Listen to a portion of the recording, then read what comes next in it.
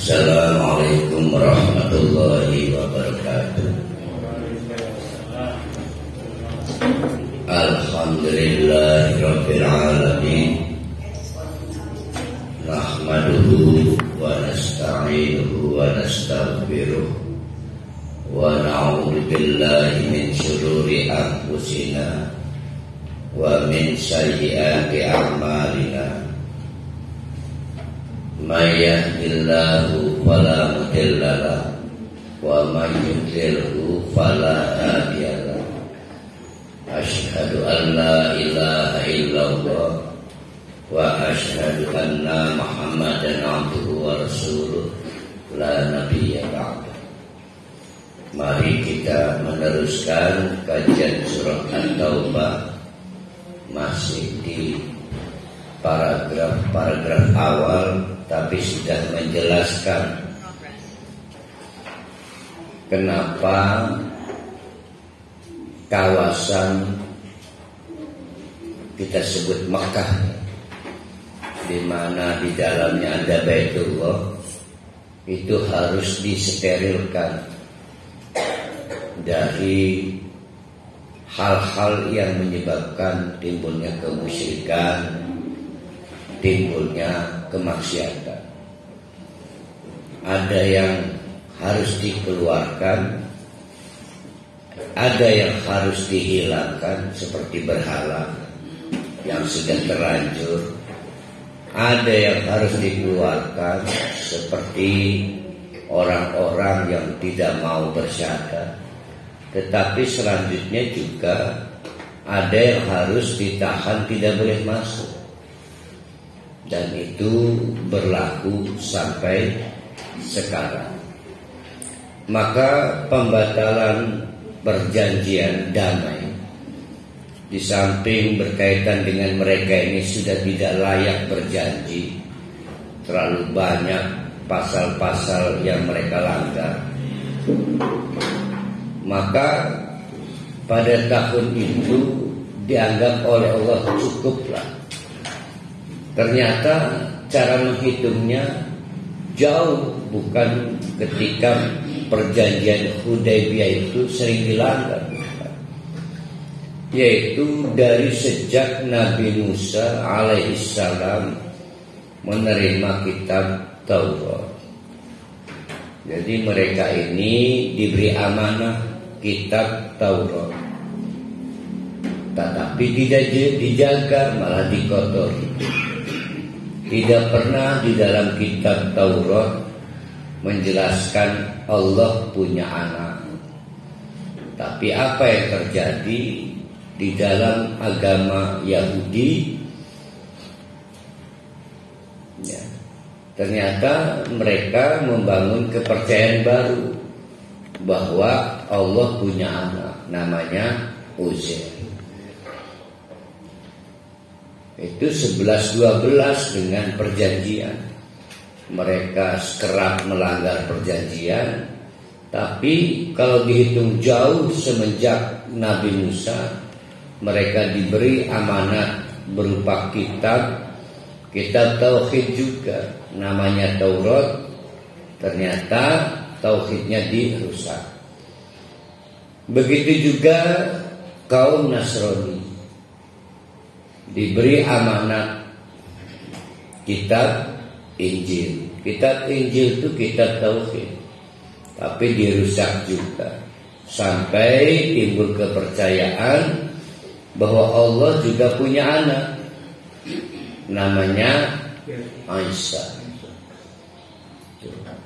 Padahal dari mana kita tahu bahwa Taurat dan Injil itu kitab tauhid? Ya dari Al-Quran ini.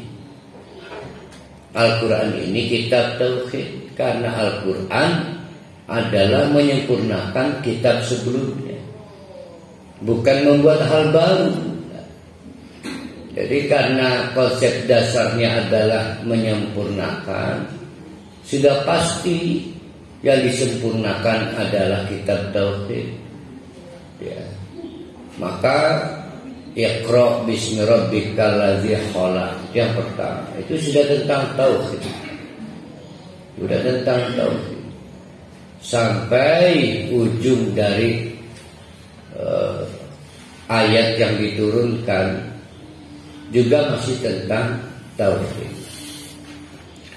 Nah, berarti bapak-bapak, ibu-ibu, terlepas dari perjanjian Hudaybiyah yang banyak dilanggar oleh orang-orang Mekah, Quraisy, musyrik, tapi sebetulnya rekam jejak orang-orang Ahlul Kitab maupun Nasrani, yaitu sejak zaman Nabi Musa ketika Taurat diturunkan sampai ke zaman Nabi Isa ketika kitab Injil diturunkan, mereka memang sudah terlalu panjang riwayat pengkhianatannya kepada Allah. Nah, maka mereka sejak disterilkannya Ka'bah tidak boleh lagi masuk ke dalam kawasan Makkah. Jadi ada 3 tahapan itu. Ada yang harus dibersihkan dari Ka'bah dan kawasan seputar Ka'bah berupa benda dan sebagainya, tradisi. Tapi ada juga yang harus dikeluarkan karena sudah terlanjur menjadi penduduk di situ, tetapi memilih tidak mau bersyahadat. Tetapi juga ada yang harus dijaga agar orang tidak masuk ke kawasan Ka'bah kecuali mereka mau berkomitmen, selain bersyahadat, berkomitmen menjaga tauhidnya dari kemusyrikan, menjaga ibadahnya dari hal-hal yang tidak pernah dicontohkan oleh Allah dan tidak dicontohkan oleh Rasulullah sampai sekarang. Itulah Makkah al-Mukarramah sampai sekarang. Nah, ayat yang akan kita kaji mulai dari ayat 28 ya. Itu menjelaskan alasan-alasan yang sifatnya makro ya, karena yang kemarin mikro. Kenapa mikro? Yaitu soal perjanjian Hudaybiyah. Ini yang makronya, yaitu kenapa mereka sampai kapanpun tidak boleh masuk ke kawasan yang dimuliakan oleh Allah, itu kawasan suci kan. Allah berfirman, ya ayyuhalladzina amanu.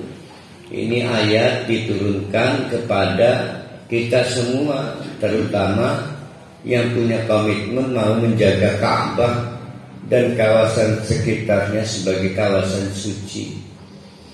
Maka diberitahu oleh Allah, innamal musyrikuna najasun. Kenapa mereka tidak boleh masuk kawasan Mekah? Karena orang-orang musyrik itu najasun, jiwanya bernajis. Jiwanya bernajis, bukan badannya bernajis. Kenapa? Karena mengotori jiwanya dengan kemusyrikan. Nah, itu sudah jelas, setiap orang musyrik dilarang atau tidak boleh mendapatkan visa untuk berkunjung ke Mekah.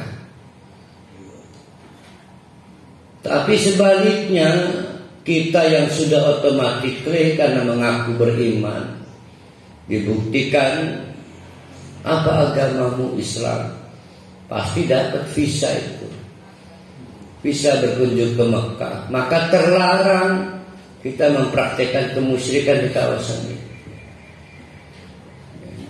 Itu namanya musuh dalam selimut. Jadi alih-alih kita itu membuat satu postulat dilarang orang musyrik masuk kawasan Mekah. Kenapa Pak? Karena kamu najis jiwanya.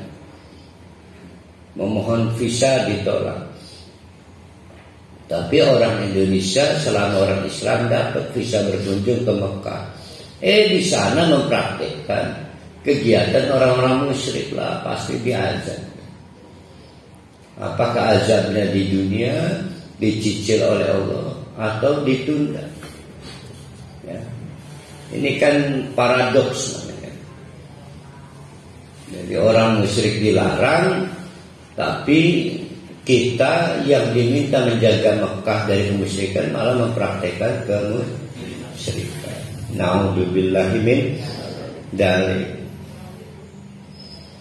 Karena orang musyrik itu jiwanya najis, jiwa ya, bukan badan.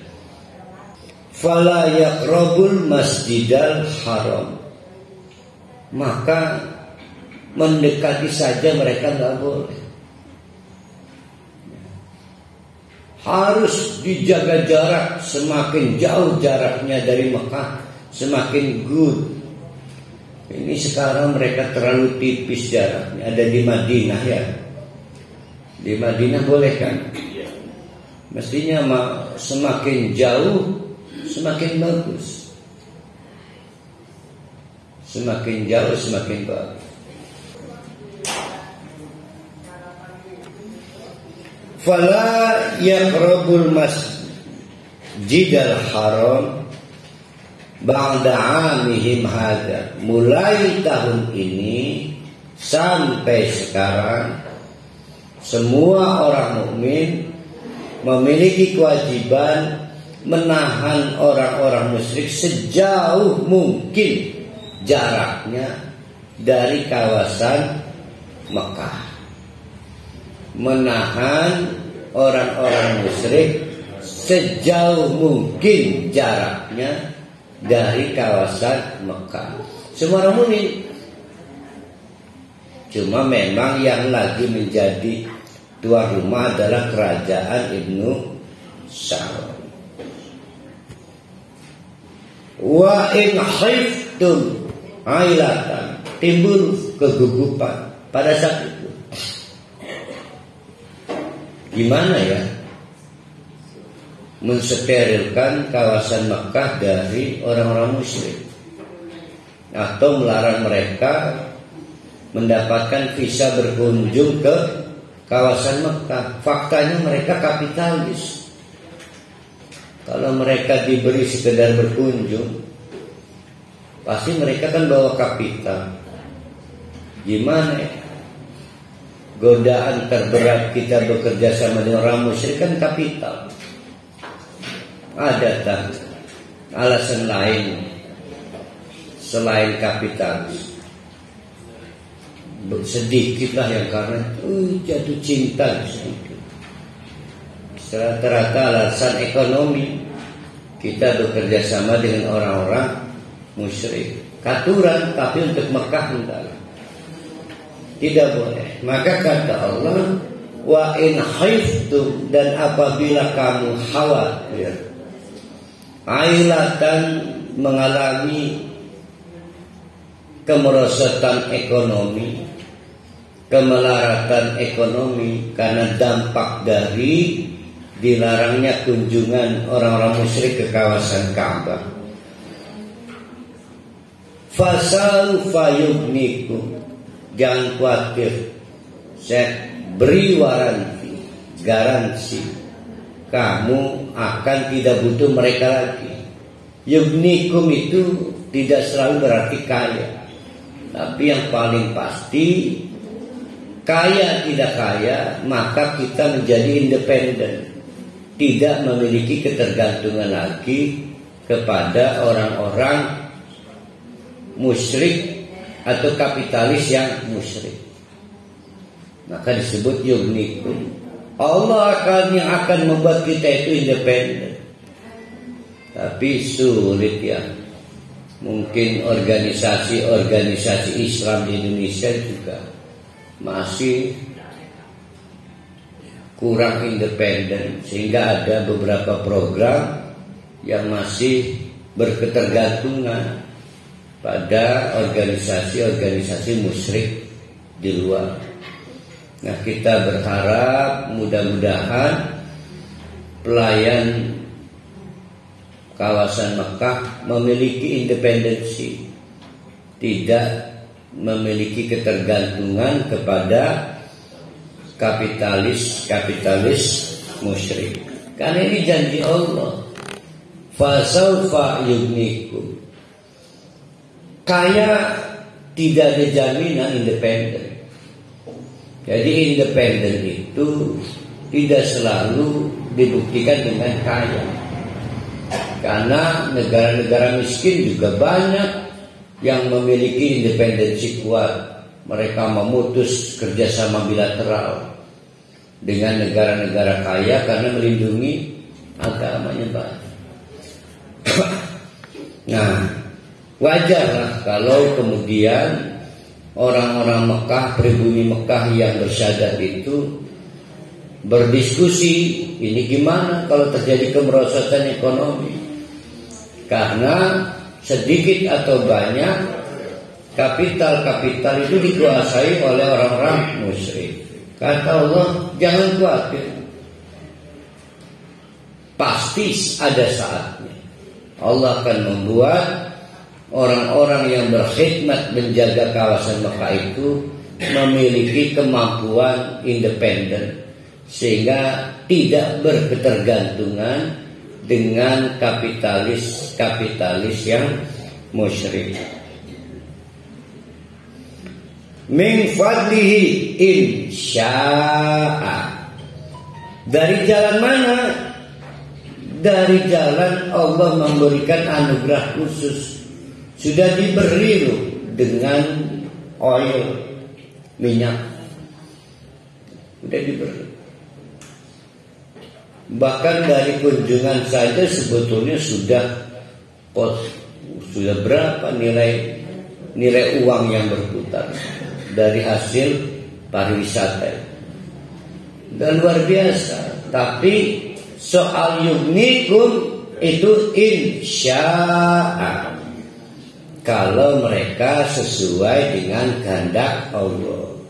Ternyata Allah membuat syarat-syarat kapan orang mukmin bisa independen dari kapitalisme musyrik itu. Ya, bukan kekayaan diberi, ternyata banyak yang independen. Indonesia aja sulit. Pesawat yang kita beli nggak boleh diterbang, sulit. Nggak boleh untuk nyerang negara produsennya, sulit kita. Itu negara kita.